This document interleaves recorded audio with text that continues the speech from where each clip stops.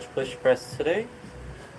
Some jerks, front squatties, snatch pulleys, and then some press in the split of the York.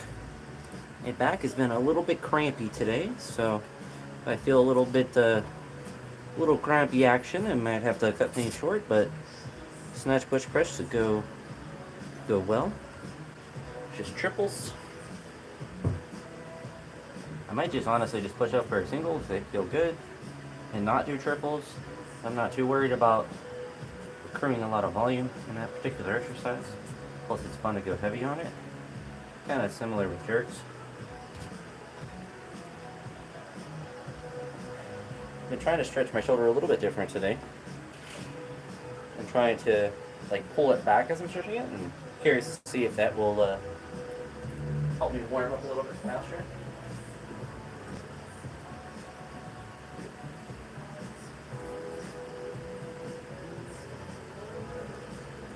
Get my camera up. My notebook out.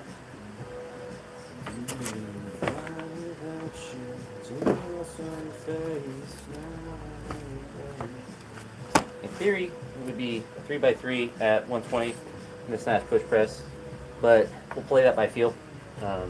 We might just go up to a heavy single, because I believe last week we failed 145, and it was relatively close. So in theory, if I could get up to something like that, that'd be pretty cool for a single. My best ever is 150, but I'd rather move like a good single at a little bit lighter of a weight. Like the 150 was fine when I did it, but not as imperative to get up to a heavy single with that. So we get the music on shuffle today, so I'm for sure getting copyrights on my stream. You hate to see it. But so I'm gonna be going through the shuffle a lot more than normal.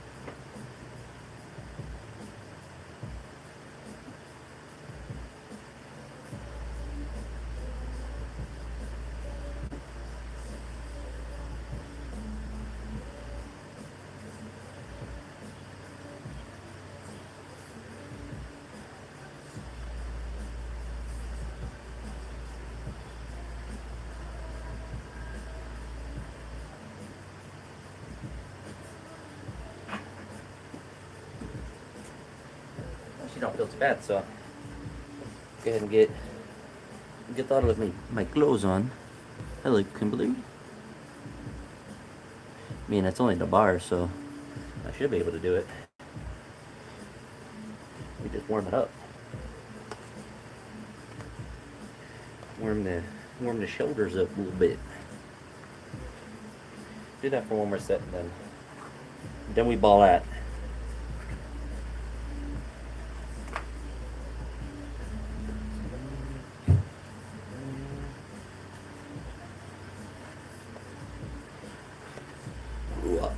Anabolic burps are the key.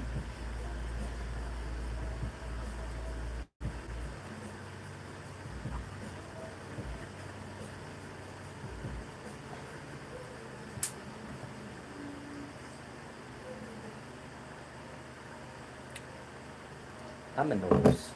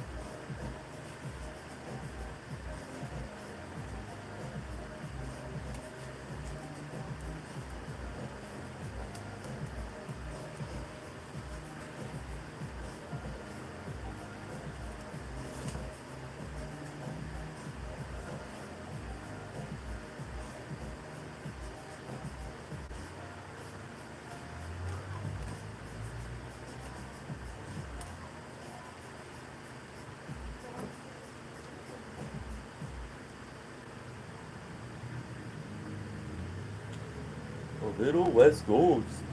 West Coast. Alright.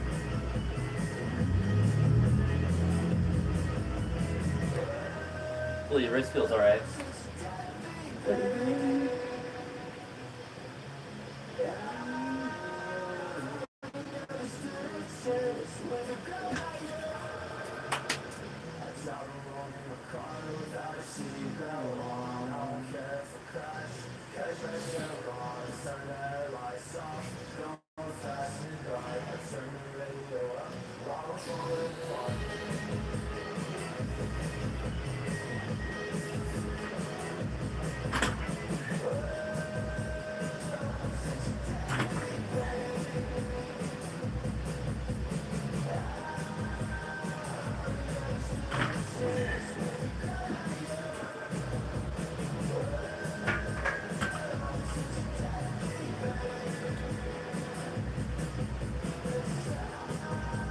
Not the bad.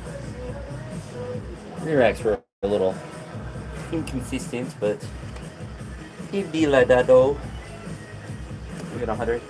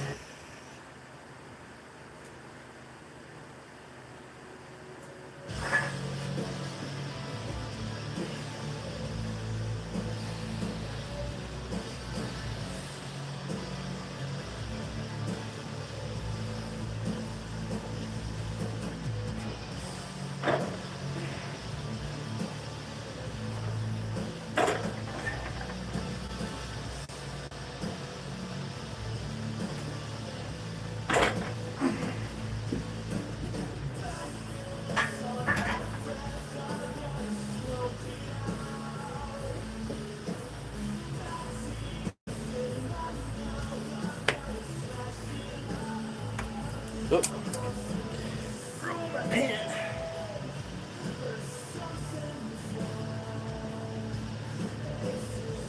I don't know if I want to rear rack 123 times.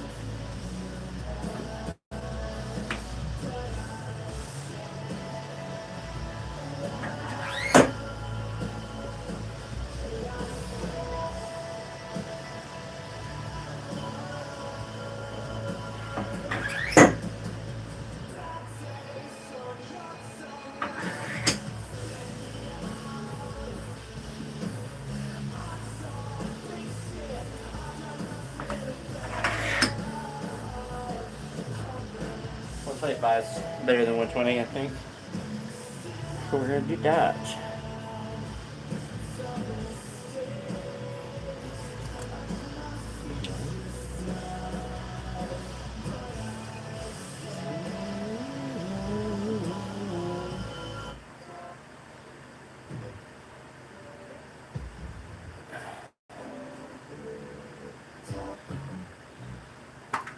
Wasn't me. Was you? Alright, this shuffle is giving me some hardcore grief.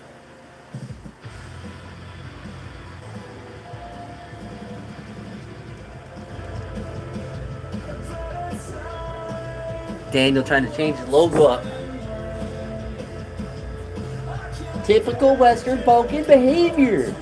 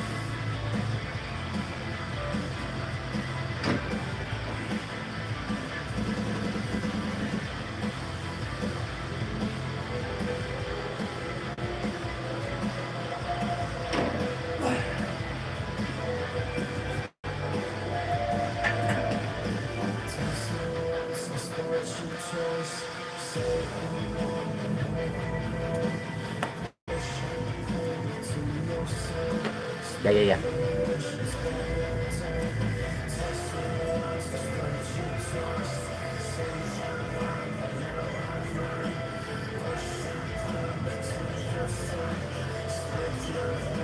You're gonna 135.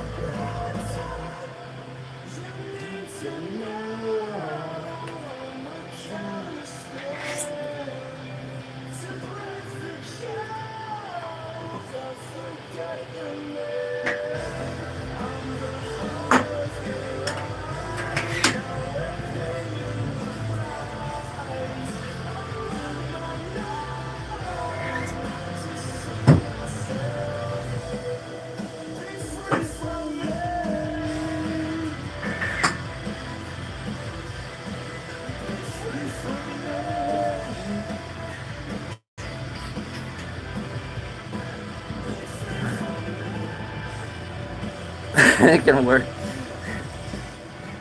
Hey, if Aligo sponsor me, I just want them to sponsor me a nice platform. I don't need plates or a bar. Just come and reinforce my shed.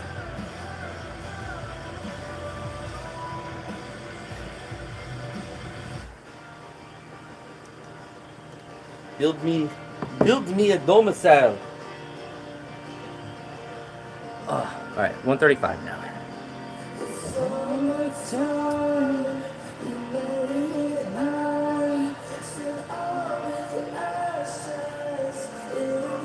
Come on.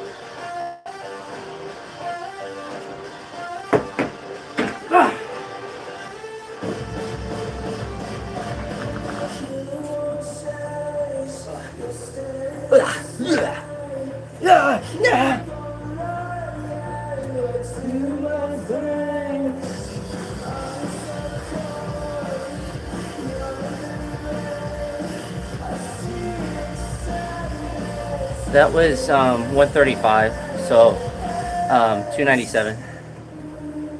This will be, next one will be 320.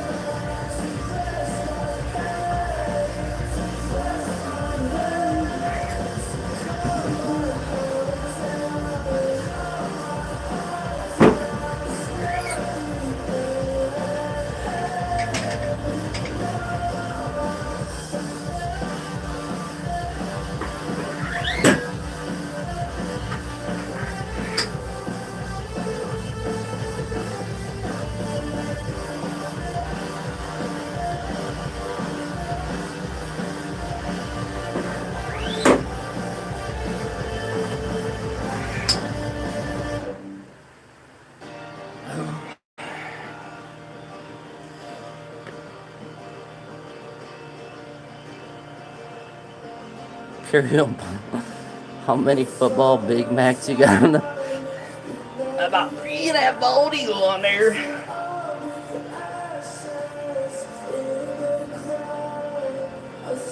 About half quarter mile of steel.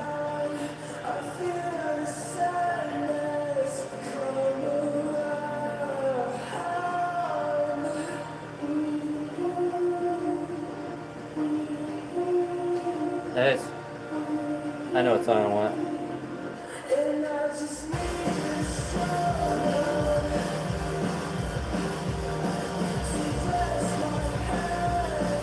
Actually, play a good one. Go play a good one. Everyone, mom, like this song. Everyone mama like this one though.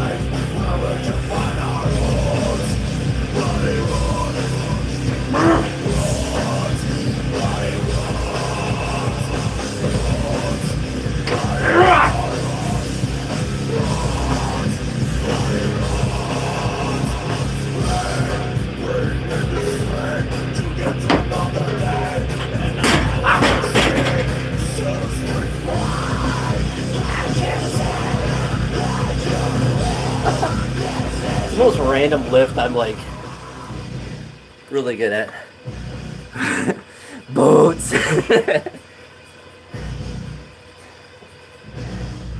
Sounds like the Weird Al Yankovic version.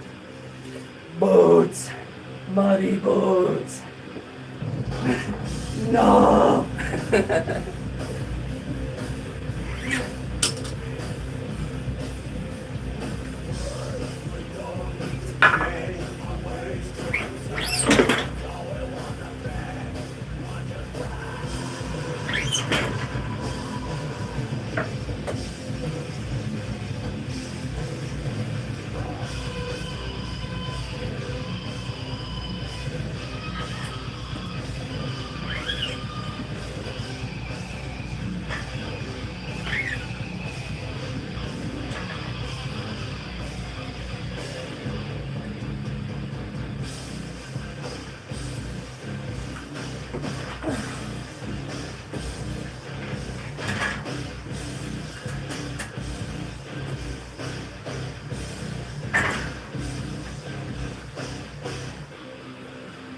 It's a fun lift. Oh, last one was spicy. Boots.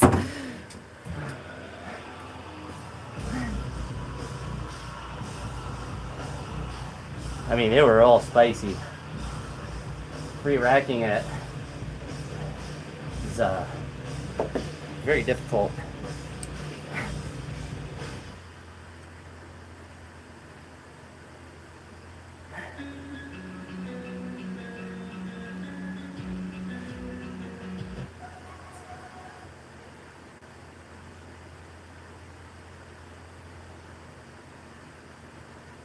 Just see what it looked like.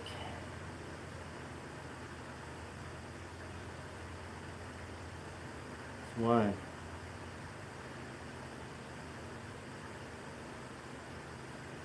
Second one looked better than the first. Last one I definitely know it was spicy because I had to like finish locking it out at the top. Yeah. Whew.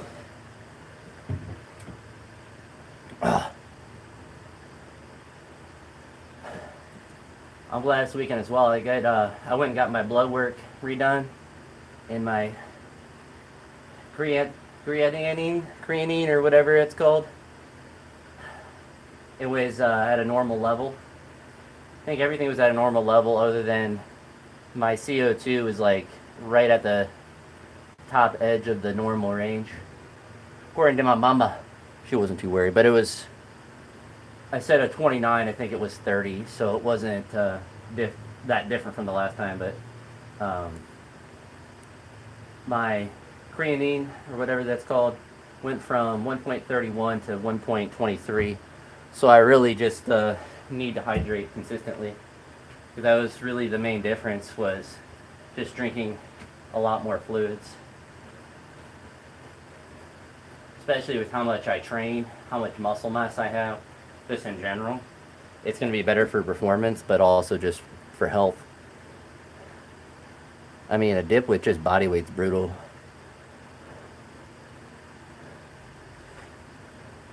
Well, it's not even diluting it. It's just getting, because like my levels are always going to be higher because I have a lot of muscle. I train every day. So I'm going to have like, because that was like two of the factors that could elevate it, is if you have a lot of muscle mass, which I do, if you have breakdown of muscle, which I always do, and I was dehydrated or not hydrated optimally, which was very true. Thankfully, I mean, just in 2 weeks, I was able to lower that just through making sure I drink water. Like, it's just literally it. Just drink more fluids. So, nothing really radical as far as, lifestyle changes. So I think, especially like when I train, I don't drink enough water, and like I need to just always take advantage of, like, when you train, you can kind of drink a lot of water, and for me, I need to take advantage of the fact that, like, I'm exercising. I can drink more water while I'm training. I have gone through like whole sessions for like 2 hours and not drink any water, and it's not like I'm like withholding it. I just don't think about it. I don't really get thirsty necessarily when I train, but I just need to make sure that I just randomly have random chugs of water. That'll probably make training better. Some might say your body needs water. Your body might need a little bit of water to chew popper. I wish. Can you imagine? No, it was a basic blood panel, so I don't even know, like, I guess I could I would imagine that they wouldn't specifically test me for that in any case, but if I, were doing a lot of those substances and I wasn't getting blood work on a regular basis, and like my cholesterol, like various markers like that were just like crazy out of whack, then he probably would ask me about that kind of stuff. But like all my levels for everything were normal for everything, so obviously, that's not the, I could be a fake natural, I suppose, just based on, just because I have good blood work. But it would certainly probably have like some weird markers. And I would probably be snatch push pressing about 175 instead of 145. So I mean, there would be that marker as well. Unfortunately, not the case. But I mean, that's honestly crazy that I was able to do that for 3. Maybe I am on some PEDs, aka H2O. But, because my best ever for 1 is 150, and I've only done that once. And I've done 145 before, but I haven't done it for multiple. I feel like I've done 140 for like reps before, like that. But, not that 145 was easy, but the fact that I was able to do all the reps. And hold it, too, at the top. It wasn't like, kind of like barely there wiggling off and just throw it off. I was able to, get it back under control. But no, that last one was 145, so that was 320. I take Trenbolone, Nandrolone, Stanazolone,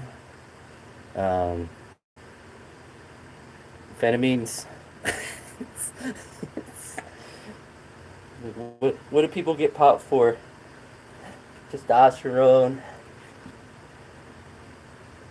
Do you see? But unironically, like as far as like supplementation, creatine is kind of like the main one for training, and then a multivitamin, a couple of fish oil pills, and a vitamin. The vitamin D one is probably the weirdest one I do. I kind of wanted to see what my blood work would say for about vitamin D. I'm sure it's fine, but I take, because I just randomly bought it once for the winter, but a 10,000 IU one. So I take a hefty dose of vitamin D. But I have read research that when they are, like if someone's really low on vitamin D, they give them like insane high doses of vitamin D like every day, and there's not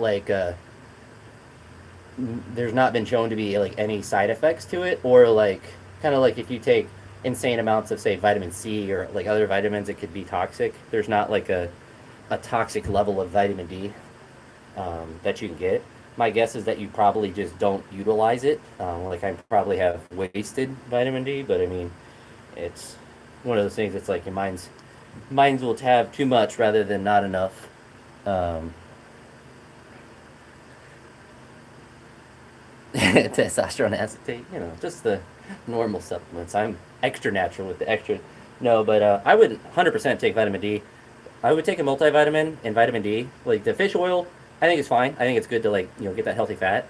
But like vitamin D, I think for just most people, unless you're outside a lot, even if you are, like I don't think there's any harm in getting it, and it's not crazy expensive to get. I don't think you necessarily need a 10,000 IU thing of it, but I mean if you're taking like 1,000 IU of it, you're probably going to be sufficient as long as you're consistent with it.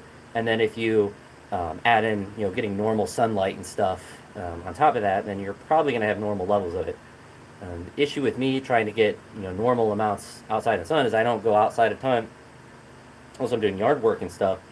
But if I'm want to get 20 minutes of sun, like I could conceivably get sunburn with that if I'm just standing out in the sun. Yard work, obviously, I'm going to get a lot, just in general, just being out there. But I get sunburnt really easily, so I'm not trying to have red, irritated skin. Probably, I mean, obviously that impacts recovery as well when your body's trying to recover from sunburn as well.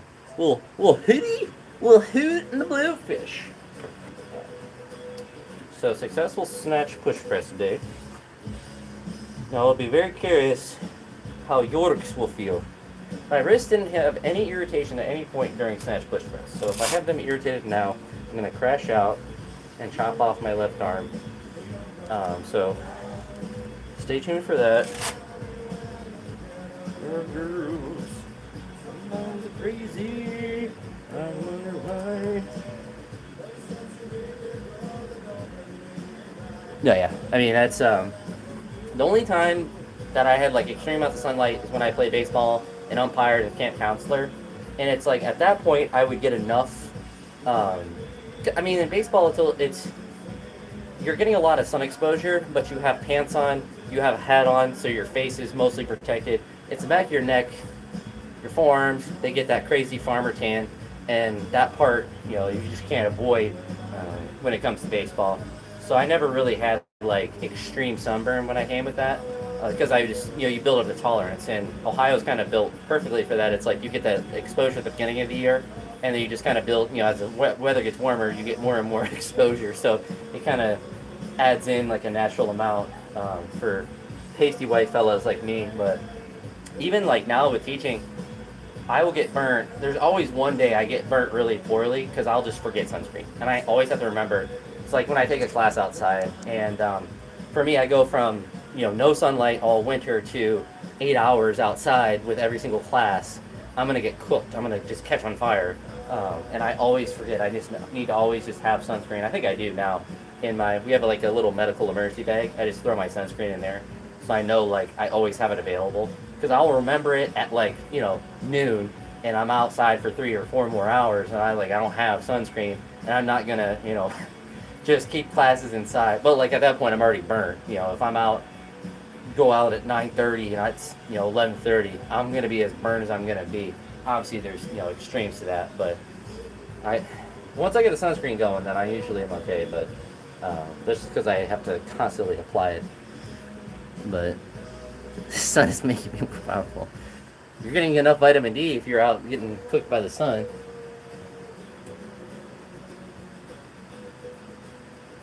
Alright, let's see how that, and it's just jerks today. No front squats. Front squats are after. We're not doing them together.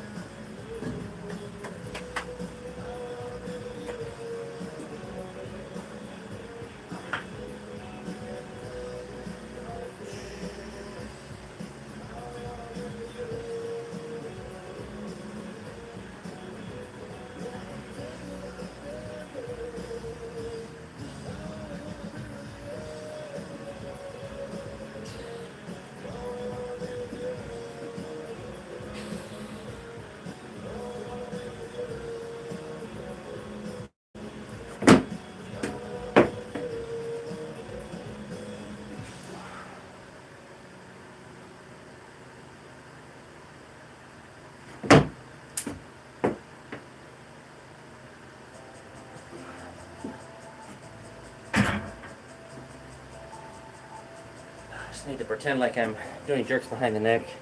My leg drive always feels so much more natural behind there because I can cheat and get my back into it. Let's actually do a back squat when I'm doing stuff behind the back. It's easier to cheat. I'm gonna go right to 120. I mean, there's a reason why people wear them.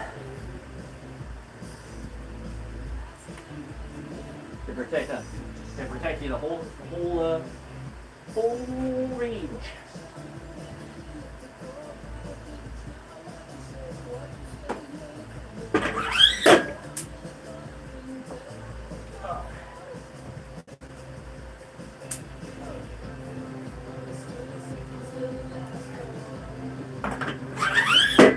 The program is asking for me to do doubles.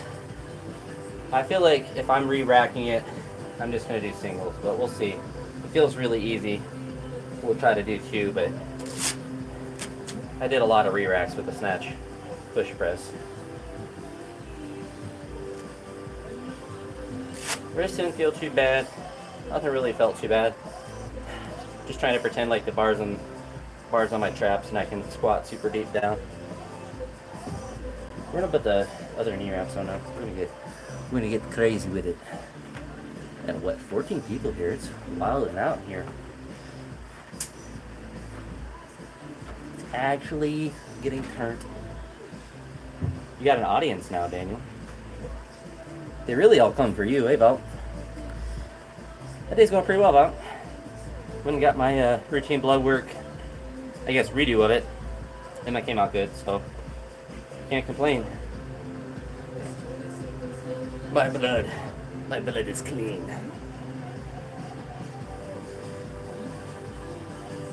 It's crazy, if you drink water, your kidneys function probably a little better. It's like your body needs hydration. Who would have thunk it? It was funny talking to my mom about it because she was like, yeah, she doesn't ever drink water, or she has to like make a concerted effort to drink water, and her mom is the same way. So there's probably some weird like genetic component, and honestly it probably makes sense as far as like the survival aspect goes. Like if I just don't naturally get thirsty a lot, that's probably pretty good for survival purposes. Just like people who have not the best appetite naturally probably survived pretty well, 2,000-3,000 years ago, when you were the one caveman that wasn't really worried about how hungry they were as much as others, or thirsty. Just built for tough. Oh, yeah. Incline curls. You need to do more squats. You're doing all upper body. You need to build like Johnny Bravo. Hoo-ha! Hoo-ha! Whoa, mama! We're gonna put the belt on too. And probably notice with snatch push presses I didn't wear the belt. And it's not because I don't think it would help necessarily, but no, I don't snatch with the belt on, so I don't see a utility of using it just for specificity purposes. But I've actually never done snatch push presses with a belt on, like at any point, so I don't actually know if it would actually help that much or not. I'm sure it would a little bit, but I do notice it helps with jerks, so if you could extrapolate that probably would help with any sort of movement where you gotta be braced.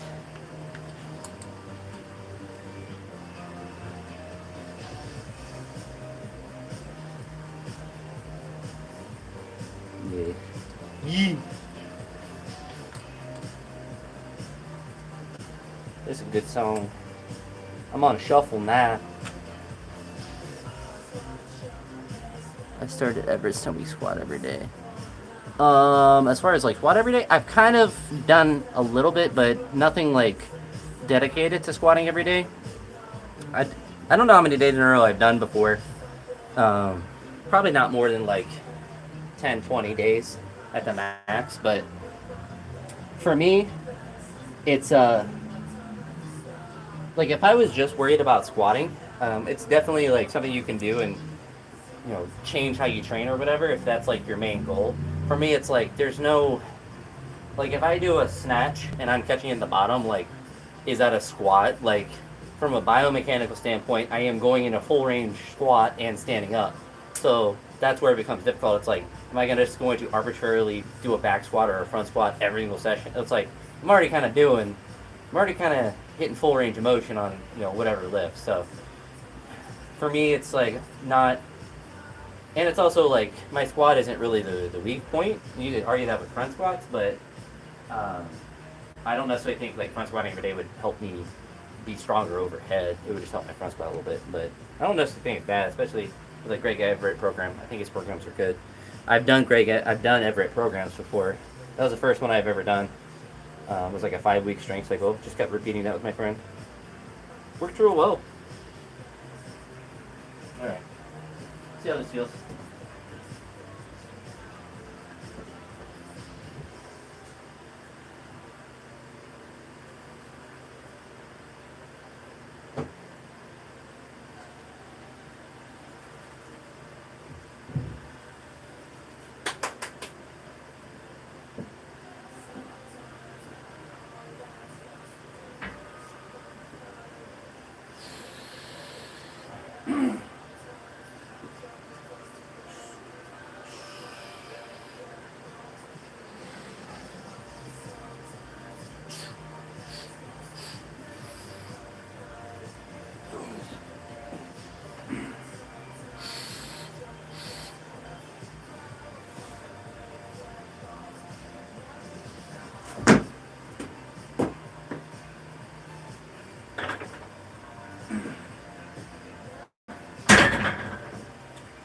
I'm not going to try to re-rack to do multiple reps. That's just going to hurt. So we'll just do singles. So actually, did my eyes deceive me? I think I felt like I had more than just a double. But,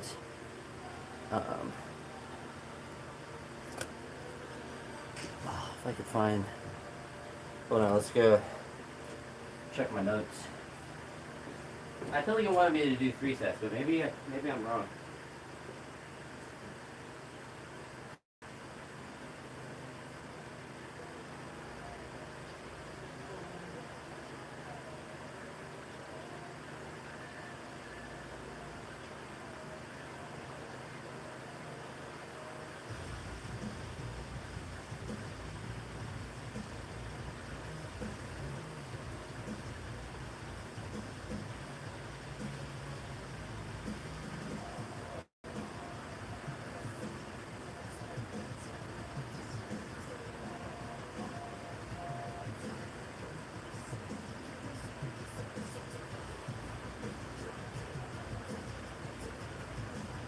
Okay, yeah, I just wrote that down wrong. It was 3 doubles, so 6 total reps, but I'm going to count the re-rack as a rep, because that's brutal to do. Since with the 2, one has to be super careful. Yeah, I mean, like, anytime you're doing something that's really high frequency, you're going to have, I think that's probably the hardest part of doing like a high, like training every day, is knowing beforehand that you're gonna have a day where you go in and you might mentally feel like I'm ready to go, but like physically you're just gonna be just thrashed, and you're not gonna know until you start moving. And you're gonna have days where you feel thrashed. You're gonna have days where like mentally and physically you feel thrashed. There's a day where physically you're thrashed, but you don't know until you start moving. You're like, oh no, I'm slow and weak, and that's to me every day. So it's not like a unique feeling, but then you're gonna have days where like mentally you're not there, but like once you start moving and start grooving, then it's like, all right, I have to move up. I'm stronger today. I think I joked about that the other day. It's like, oh, and I wish this was heavier. I like this time. All right, we're gonna do 120 again.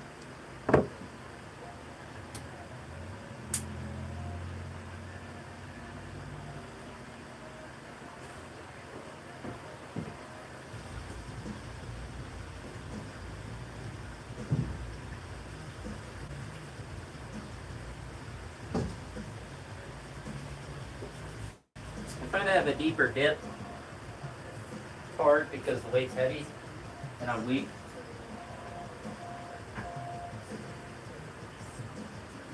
Just have to pretend like I can do good jerks.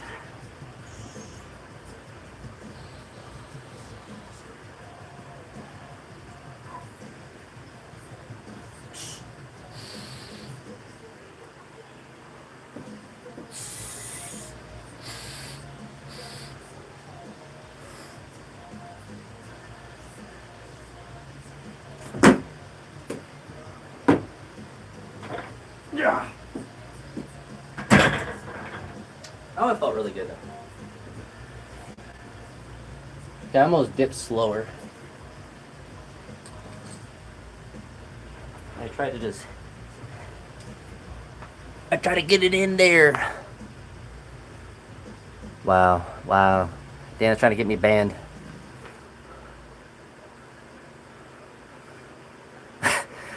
You're all about that Tabani.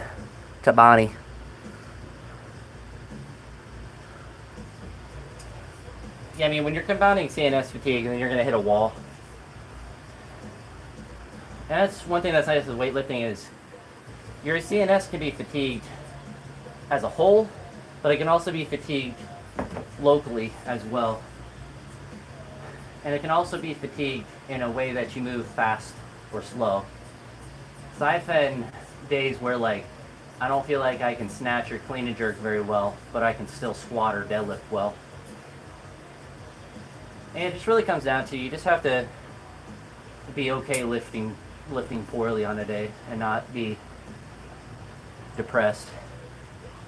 And be willing to, that's another actually tip too, is be willing to just cut off a session when you're just like, it's just not there, and just do it again the next day.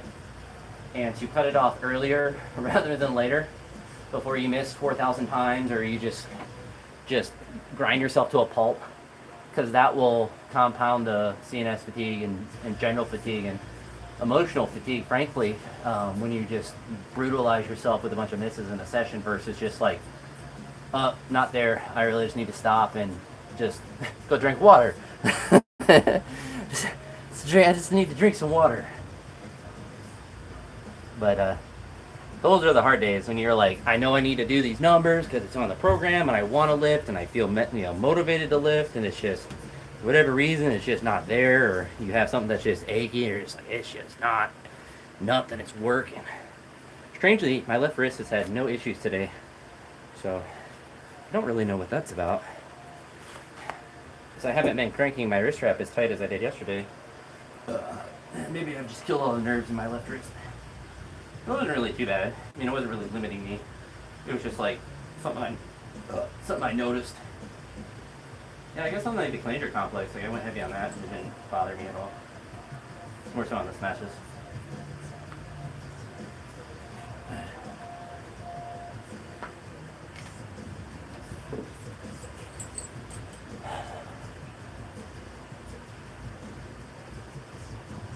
You say highly efficient. That sounds the most terrible. Can you imagine that in the winter? That thing would freeze. I literally am like 20 feet from my house. Like, I have literally no reason. I could go in and get cold water whenever I want. A water fountain would be absurd out here. That would just ruin the shed. It would explode.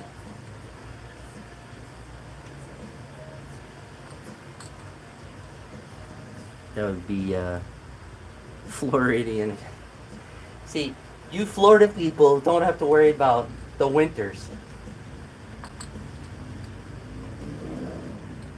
Here, it freezes.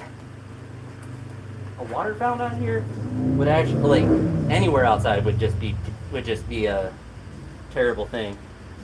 Actually, would be not dangerous, like it's gonna explode and blow up my house, but like it would just burst the pipes or whatever.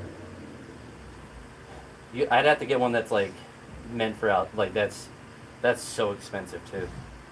Versus just drinking the water I have there that I haven't touched yet. I need to chug some water before I do this next set.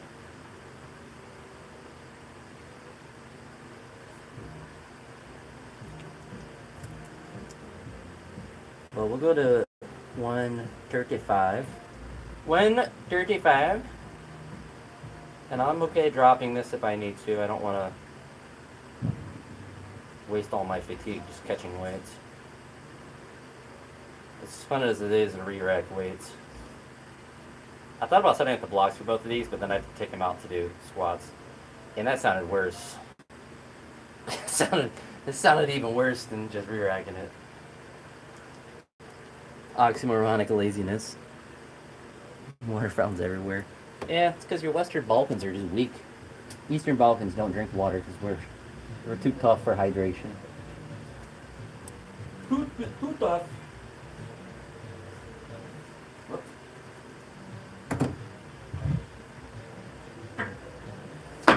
But you're right, I should just go to 140. 135 is a lame number.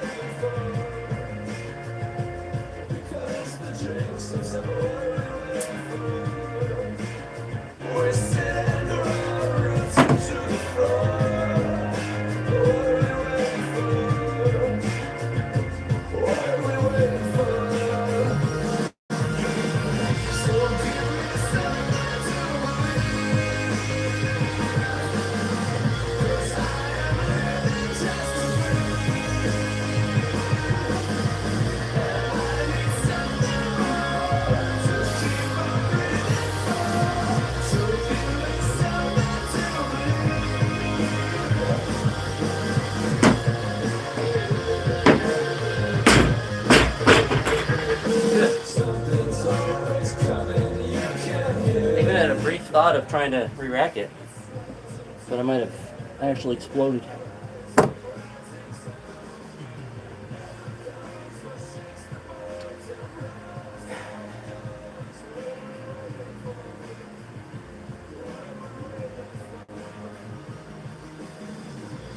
Yeah, actually it looked good too. Actually, looked kind of not bad. No, that was a jerk. Come on. Come on, buddy. Come on, get it together. It wasn't clean. That was a jerk. Hurry, hurry, hurry.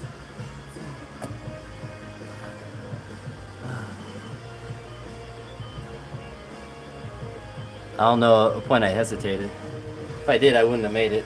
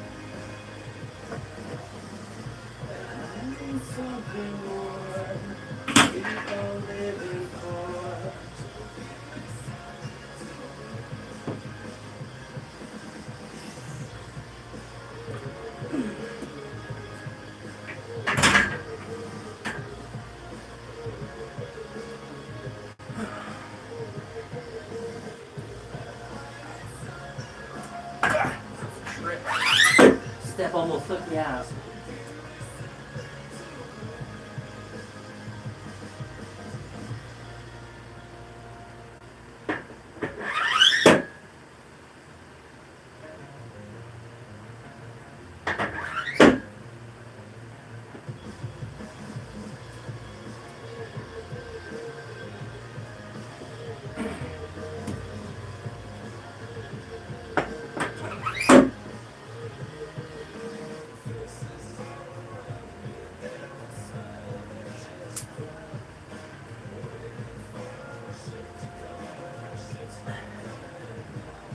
evidence of water drinking.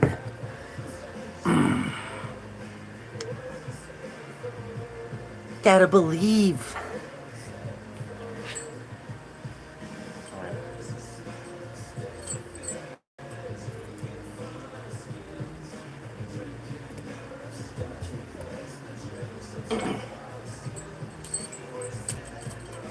This should be a good weight to hit. You just, I mean, really just commit with my legs. Get deep enough, it'll go up.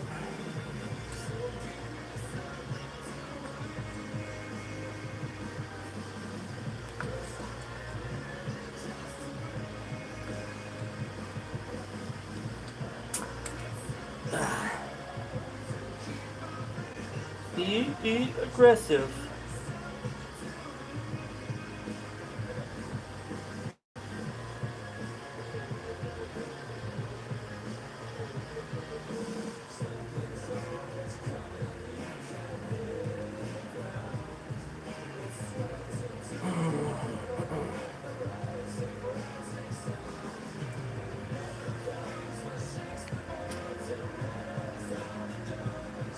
$150 should be routine.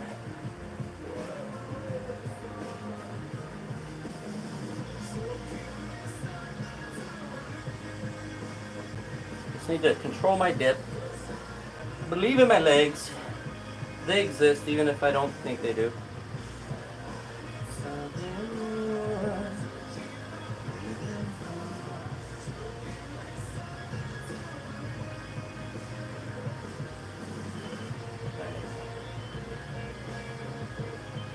Going with some push rope.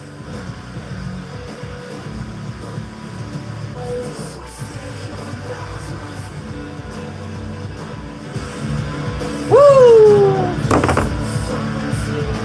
Ah! Take it today.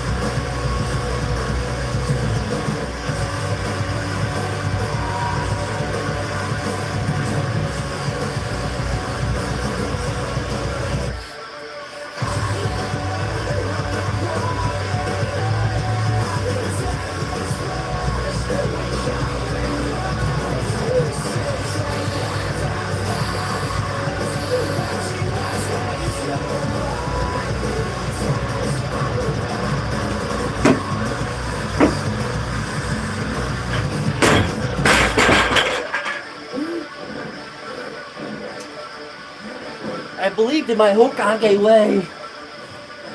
I will be the next Hokage. You might like this band too, Static Dress. It does. A little underground, a little new. Could have a elite musical taste alike.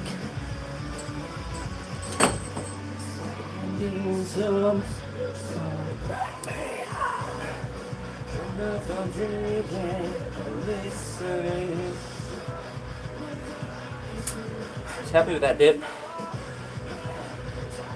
Committed to it. I think I probably keep my elbows up on the dip a little bit better, probably. No, I did a good job. That was just a good rep. Heck yeah. Well, everything was nice about that. I get a little bit more behind my head, but I mean, I'll take that every day of the week.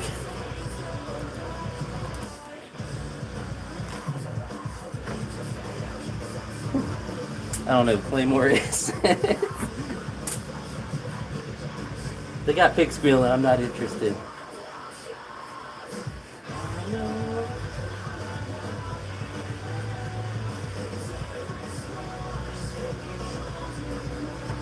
I think I just need to be someone that has a deep and slow dip drive relative, like not like a crazy fast and aggressive one, but just a deeper one to really utilize a lot of just gentle strength. More of a Kokov type jerk than a Kaiev. on the Volkov to Akayev scale. I need to be closer to Volkov. I wish I could do jerks like Akayev. There's just some people that have like that kinesthetic awareness, because like he even dips like relatively deep still, but he just is so intuitive the way that he does jerks. But I ain't built like that though. It's pure re. Yeah. Well, it's crazy how good Volkov was in training. Because, like, his competitions, like, they weren't necessarily bad, but, like, he did so many crazy lifts in training.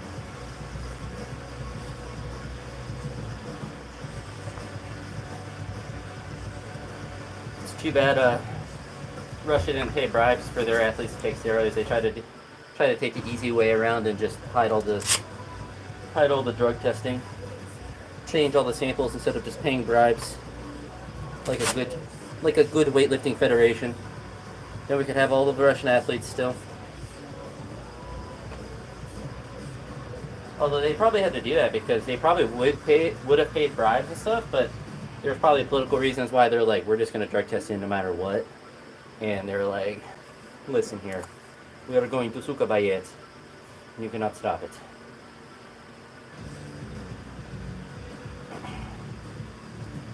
So, I mean, every country's used the Russian model of anabolic steroids to train athletes.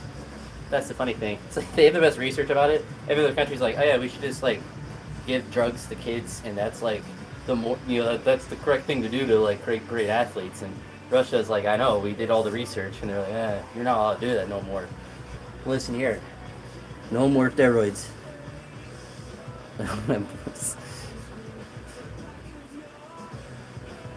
They couldn't refuse.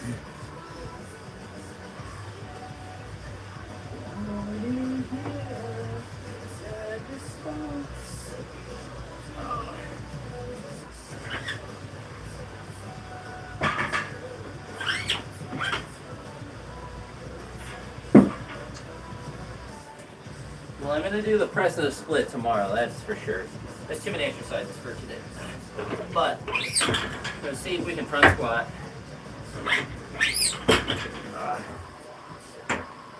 Because these, it was only 2 sets of 3, which was weird. So, I failed 170 for 3 earlier this week. Yeah, what's it, jerk from rack, 3 sets of 2, front squat, 2 sets of 3, snatch pull, 3 sets of 3. And the press and split's like, it's light, but that's just something like tomorrow's just power snatch and power clean jerk real light. And so like my Saturday session just moved one day, just because I had one of the Monday was just really poor as far as just me wanting to be able to lift, so I just kind of canceled it and did it again the next day. So push everything back a day. But I mean, in theory today for front squats we'll go to well, obviously 70, 120, and then 155 again probably. There is a chance, I mean 155 and then maybe 175. So we'll see, how it's all feeling. There is a chance that like my back tightens up a little bit and I just cut it off there. If I feel my back at all, I'm just going to stop because I don't want to have a spasm or anything. And it's not like hurt or anything, but I just like I feel the fatigue in that area. So I don't want to have, I mean, if it was going to happen though, it probably would have already happened, but I don't want to, break it. Well, that's the last thing I want is bad spasm.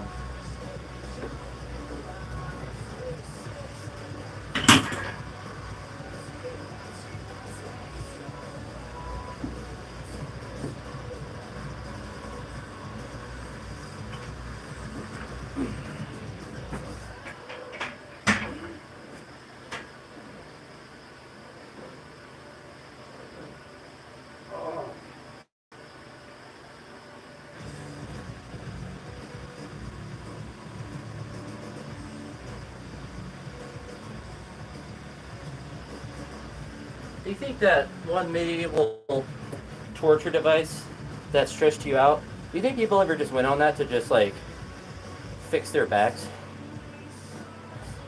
Because I feel like that thing would have felt really good before you got ripped in half. But like, I feel like unironically, like that would be like a really good feeling thing if you were not being eventually ripped in half. I also feel like a human now would be hard to, like you or I, it would be hard to rip us in half because our connective tissues are so much stronger than like medieval peasants. Oh, I like 100% that people. I mean, even just to experiment with it to see if to get it to function. But I mean, it's had to have been like a oh, like I'm sure someone was testing it to make sure it worked, and like they felt their back crack, and they're like, oh, I feel cured, and they just did it again.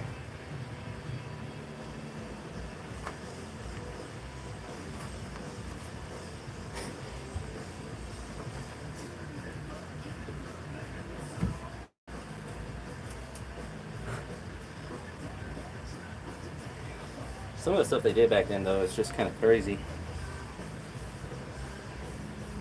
I can't imagine being that depraved and doing the stuff they did to other humans for any reason.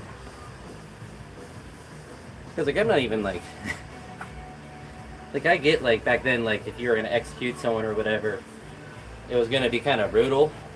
Like, there wasn't, lethal injection back then, but, like, yeah, I'm just going to throw this guy in a hole and he's gonna just die. Like he'll eventually die. Oh yeah, we'll just put rocks on him until he can't breathe. We'll just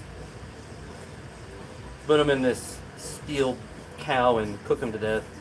It's just like I don't understand the idea of like, yes, this is what we want, other than I guess morbid entertainment.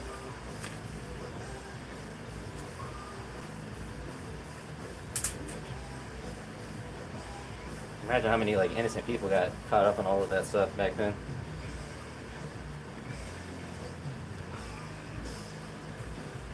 It wasn't like you could just pull out a gun to the police or the Gestapo back then and have them blow you away. They'd catch you and torture you forever until they were done with you. Especially then, like you get infections and all that. Like just even if you're not like getting destroyed by, if you're just put in a cage and starving to death, like you're just getting eaten by bugs and rats and stuff. But yeah,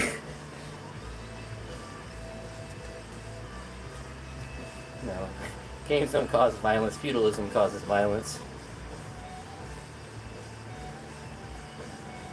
The psychology of that is really interesting though, because it's like the thought of like what would drive people, because I would imagine that most people, like even if society like broke down completely, like no government, no anything, like I can't imagine that like medieval torture would become back in, like it would just be a thing again.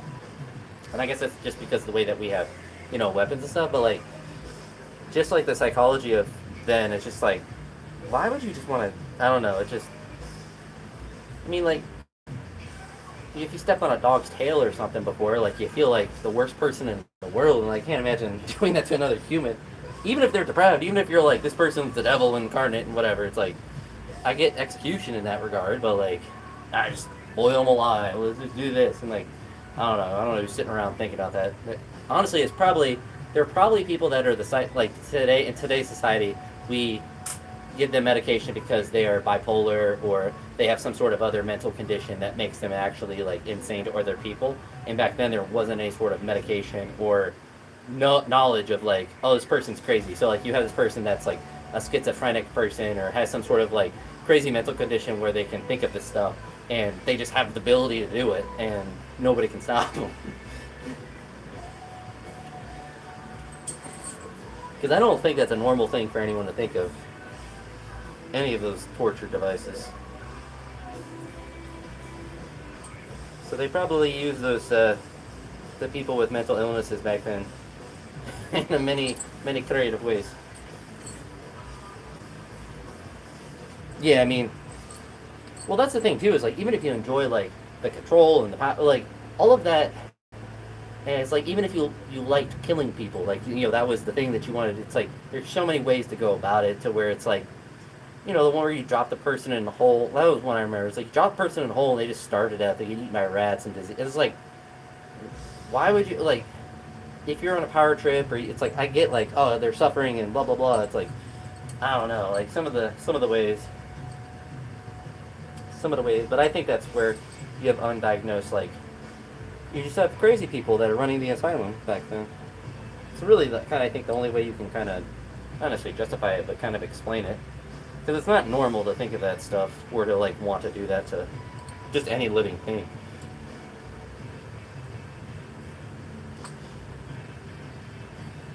Oh, a moth. Get out of here, moth.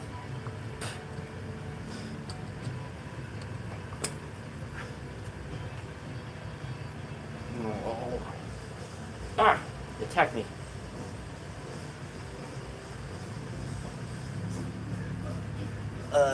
I mean, I've seen enough of that stuff to know that it's not ideal. Some might say less than ideal. So when I missed the 170 early in the week, I started to lose my front rack. So we're going to hope that doesn't happen with this. I stretched a little bit more my front rack and the shoulders a little bit. So hopefully I'll be able to keep that a little bit tighter. But there's also a chance that these just feel actually horrendous and I don't want to do them. So we'll see. I've done quite a lot already.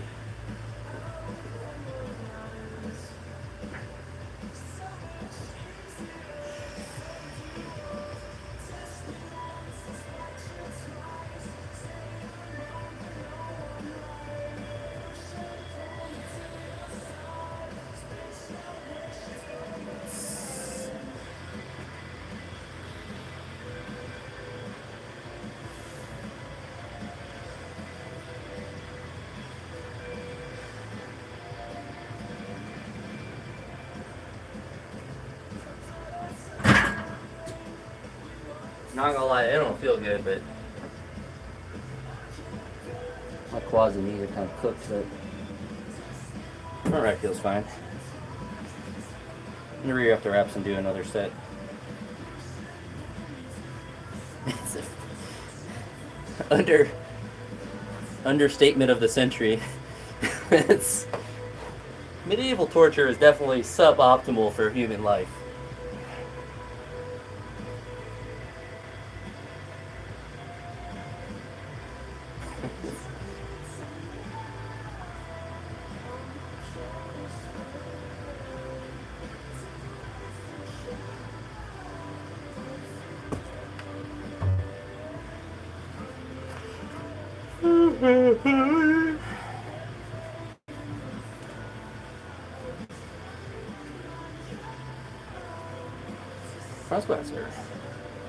Front squats are suboptimal for life. When I lived back then, you just make people do 3x10 back squats, and they just they'll dump into the pit themselves. You don't even have to throw them in. It's just.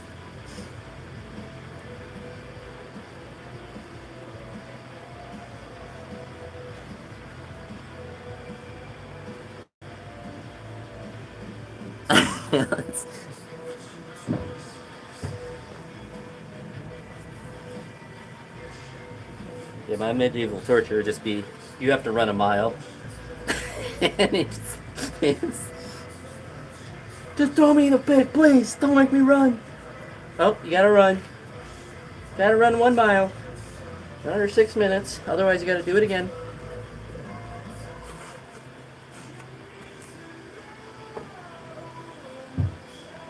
You get people begging for the pits. On God, no cap. On God, no cap. Are you capping? No. On God, no cap.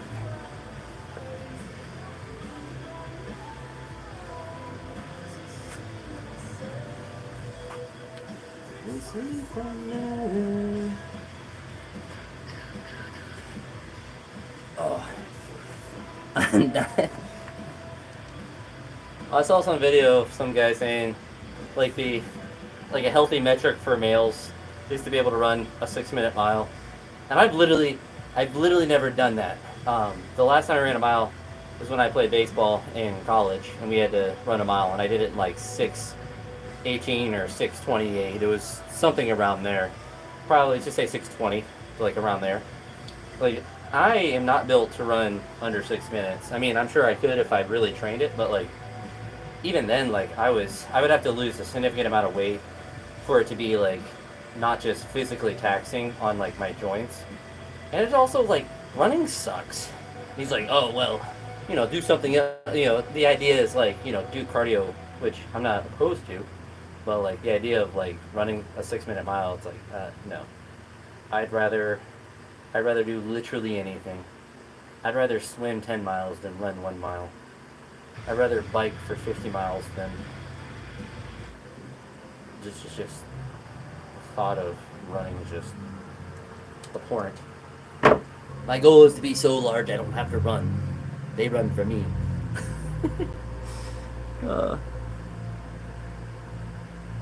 Yeah, and I think when I did that, I was around 200 pounds.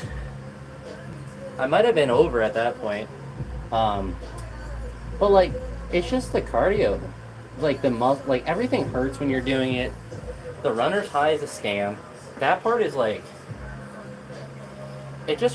no part of running is fun. I don't understand the idea. Like, I don't understand marathons, any of that. It's just like, I'm gonna choose to be miserable for 3.5 hours. Like, I can't imagine choosing to be miserable. Because it's not like it gets more fun. Like, you just get more miserable. It hurts more and more. It's like, let me just squat the bar for the next 2.5 hours. Like, at some point, it becomes not fun. I would say, pretty quickly.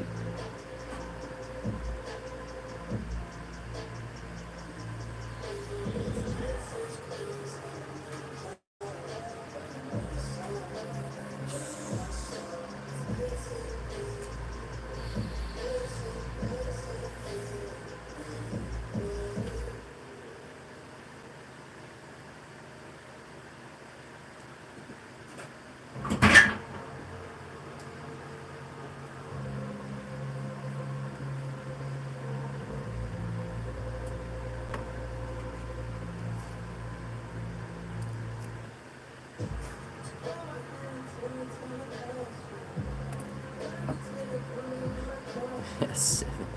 Yeah, 7 minutes is still, I mean, I would say for like an adult male, like probably under 10 minutes is fine for a mile. Like there is a certain metric, like you should be able to like lightly jog for a mile. I think that's a fine metric, but if you weigh like, you're saying, someone that weighs, 250 or 270 pounds, like could run, like no, you're just gonna destroy your joints.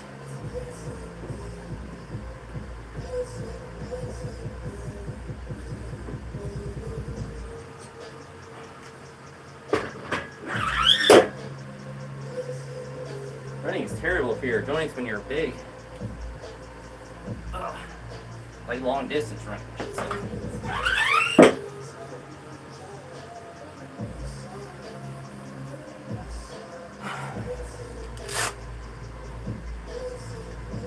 But cardio itself is fine. Just running a 6-minute mile. My God, I'm never gonna run a 6-minute mile because I just refuse to run.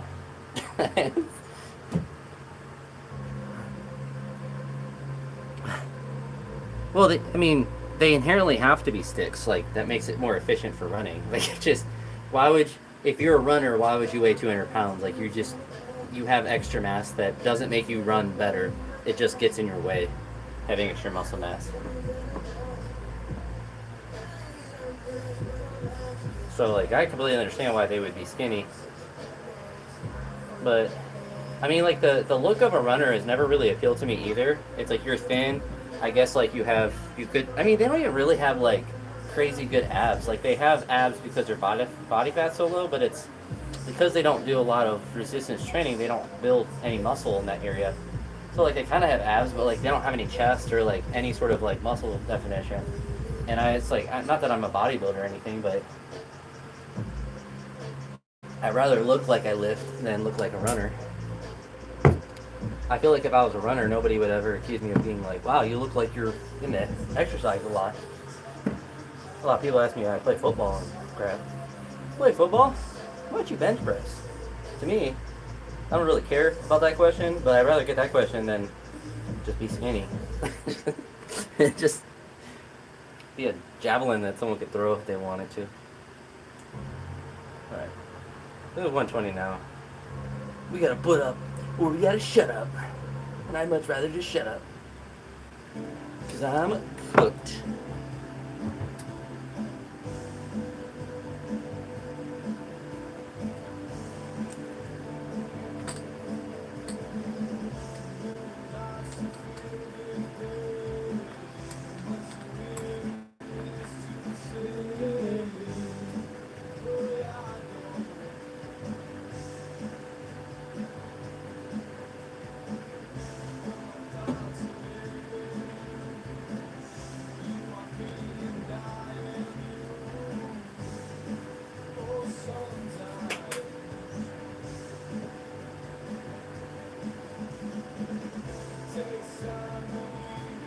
Ah.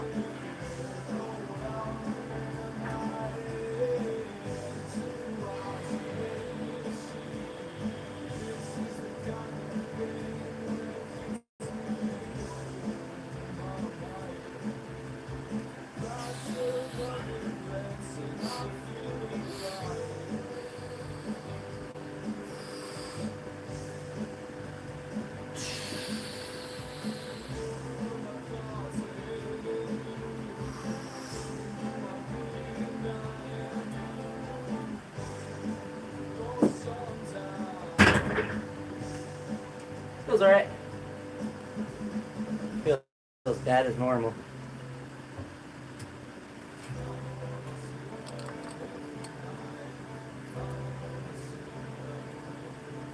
I want to do 3 there. I want to save my energy.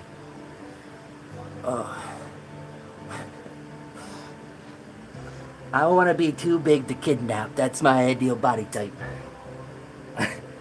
I want to be not worth it.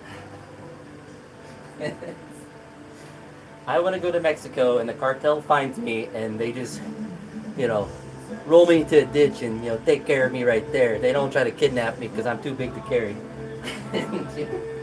He's not worth it.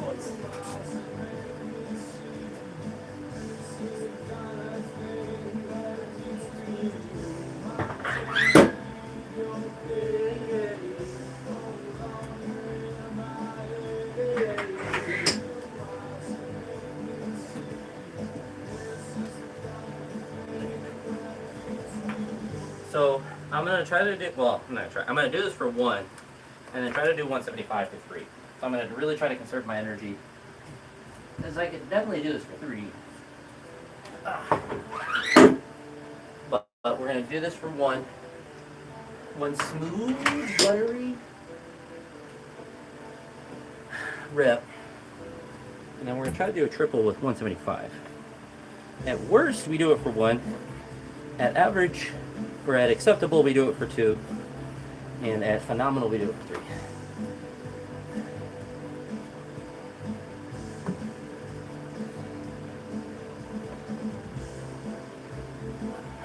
But yeah, once I got to college, I was trying to get to 200 pounds, and then I was never really ever under it. Till actually when I started teaching, I cut down to, it was actually probably about 180 for like an online powerlifting meet, and then shot right back up to 190 because that was just for that particular day or whatever. But whatchamacallit. So basically, once I started teaching, I was 190, but it's truly probably a little bit above that as far as like an actual body weight, since I had been cutting for a little bit to get down to the, I guess it was the 80 kilo class for that, for weightlifting or powerlifting. First powerlifting meet I did, I weighed 179 pounds. I didn't really cut for it either. I think I was like in the 180s. Maybe I did cut down for that, but I was definitely 179. I squatted 405. I benched, I want to say I benched 120, so 265. I either bench 265 or missed 265. But then I deadlifted 590. It's the first time I ever used a deadlift bar, which feels really good when you use a crappy gym or a college gym bar that didn't really whip or anything and was thicker. And I remember trying like 617 then, getting it like to my knee. So someone could say, well, I guess it was technically 589. Some could say I was always good at the deadlift. Really, everyone I lifted with in college was good at the deadlift. We're all lanky boys. We're all skinny, lanky boys. Built the pool.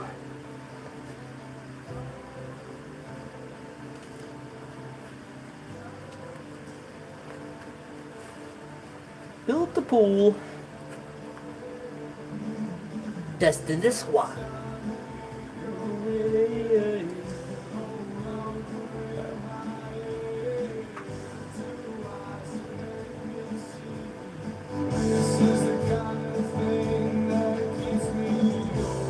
Tango hombre.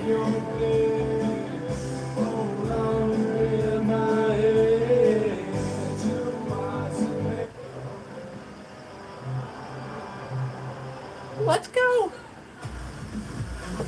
Alright. Make this single, and then we try 175 and see what we can do. Well, we gotta move this one well.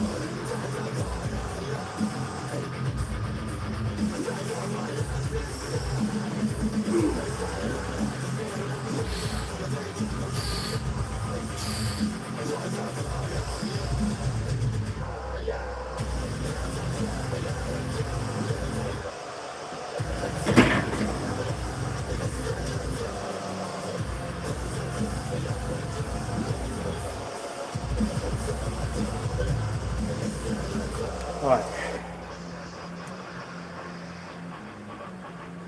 Now we try 175.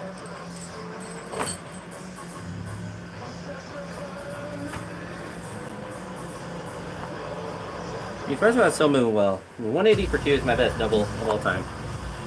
So getting 175 for 2 would be really good, percentage-wise.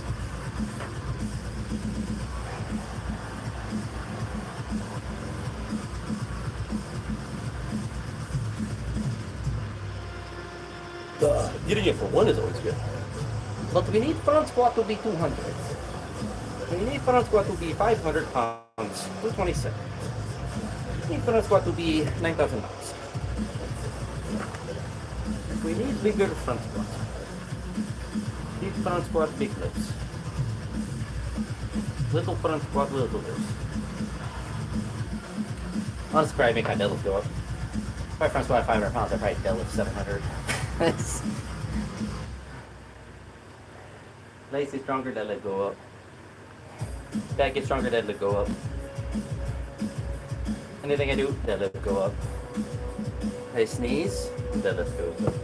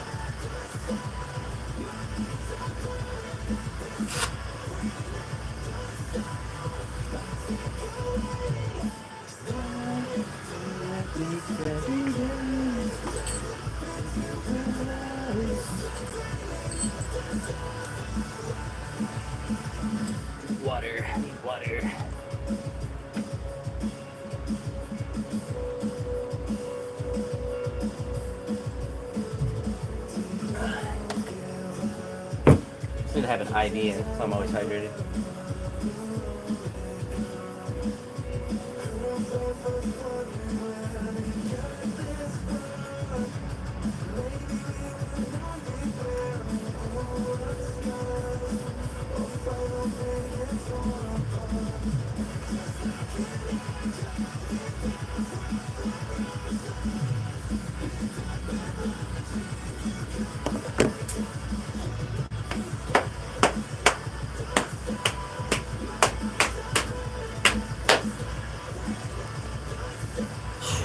Tenderize beef.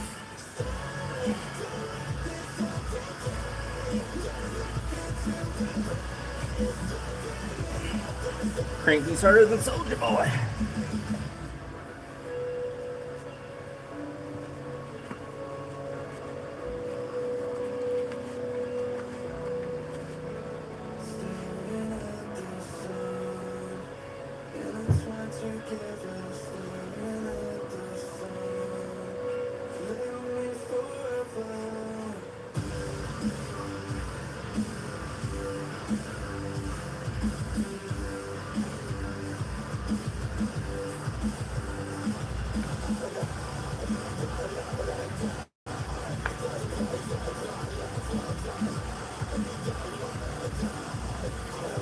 Yeah, all right.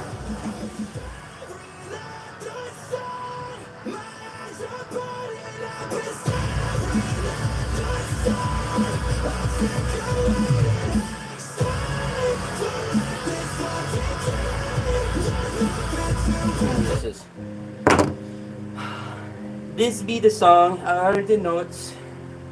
Get the belt very tight. Soviet Russia. Belt tight blue.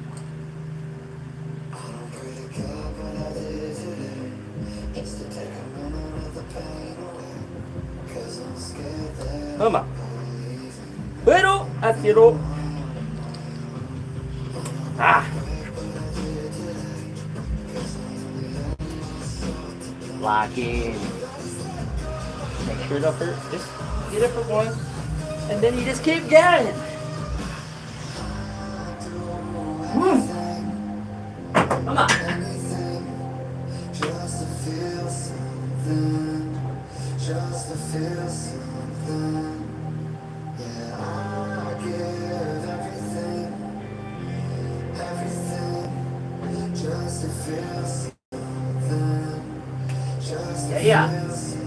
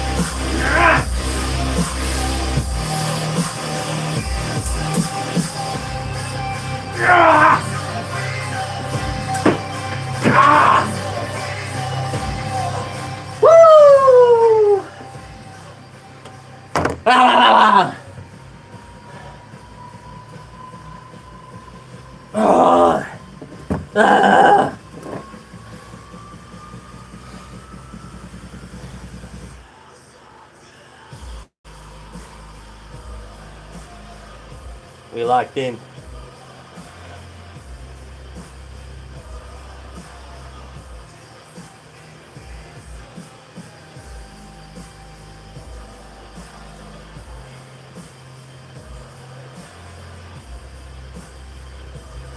Woo! Ah! Ah! Let's go. Whew. Oh.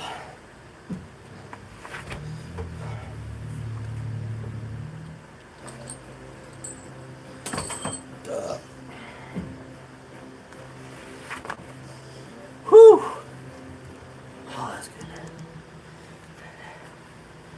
satisfactory. Or PE satisfactory. Whew.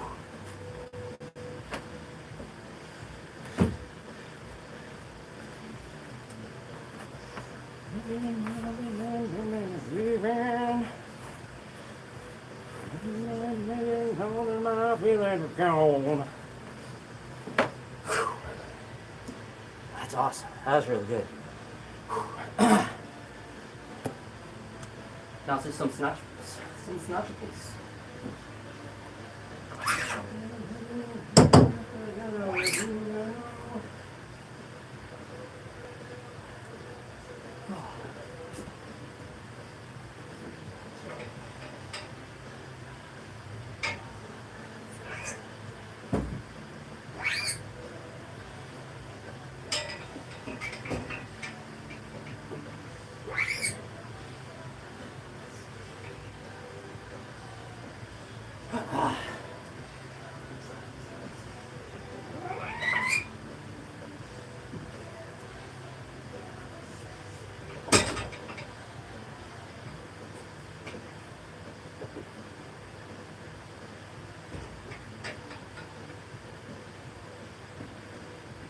Whew.